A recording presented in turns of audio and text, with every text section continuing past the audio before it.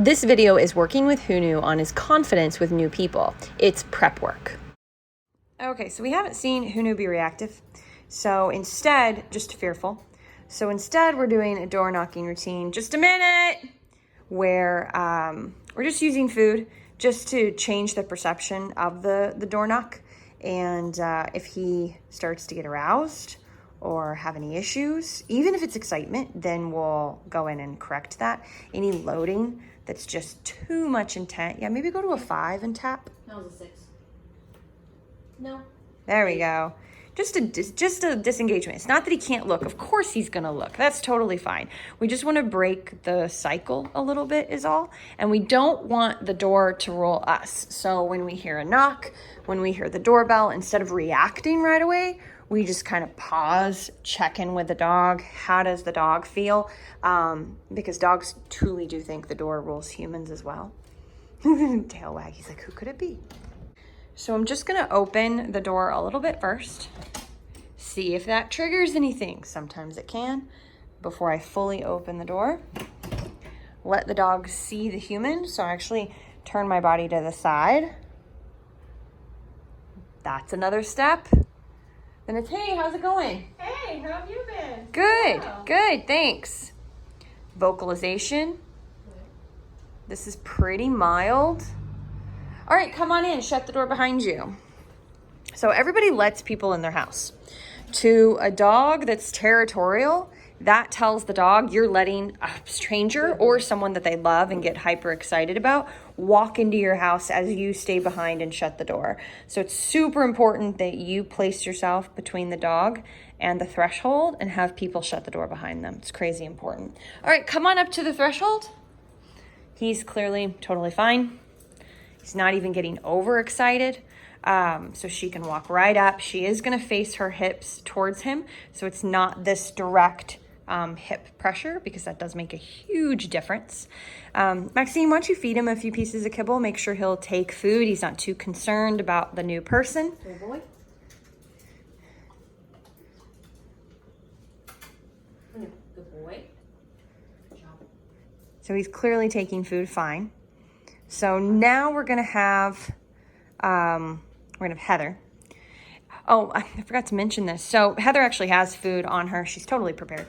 But it's really useful for the dog to see you have food and hand the food to the new person. That is incredibly useful the first few times. All right, so try not to bend over too much and say good and toss food on the cot. Good. And we'll see if he gets that. Clearly not stressed out at all.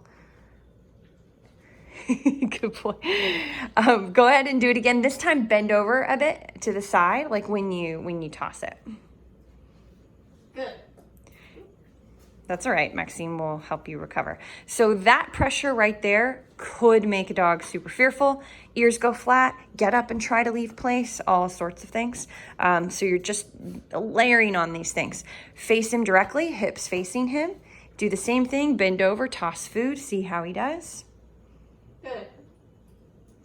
Clearly doesn't care. So all these good stages. So if he cared, all of a sudden, if he cared about this, she would have to spin back with her hips facing away and just do the side again. So you just go back a step, do it 20 times before you go to the next step.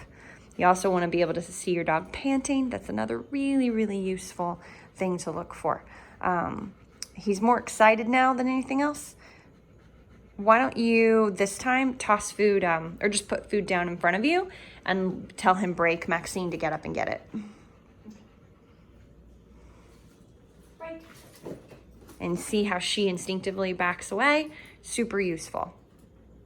Hunu, come. Come. Good. Place. It's like I was checking for more food.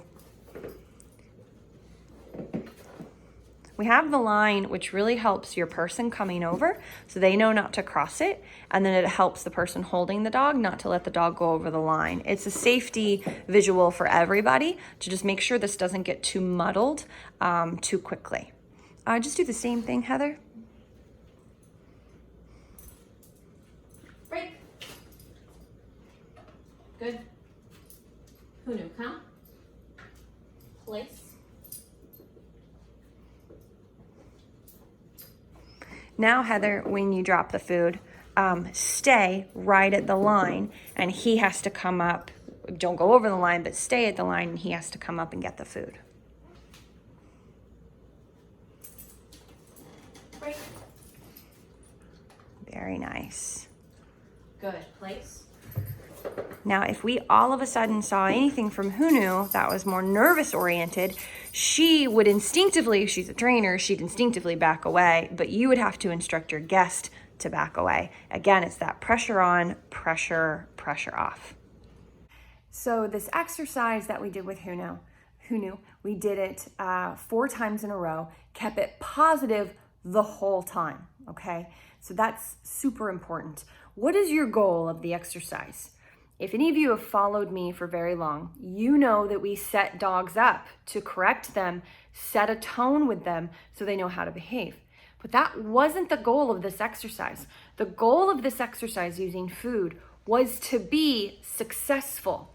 And the reason I even thought to bring that up is because Heather made a great comment. She's like, is he ready for me to put on the big ski jacket and hat?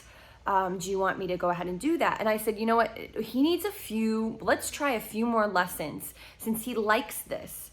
Let's try a few more lessons, keeping it super positive. Just to be clear, Hunu barely knows Heather. He kind of tolerates Heather's existence, doesn't want to be pet on the head by Heather yet, but he's done a little bit of work with her where he's familiar with her scent, her movements, and her sound. So she was a great in-between person to work on. So just to be clear, we are going to do that setup where we try the scary get-up before we actually try someone brand new with him.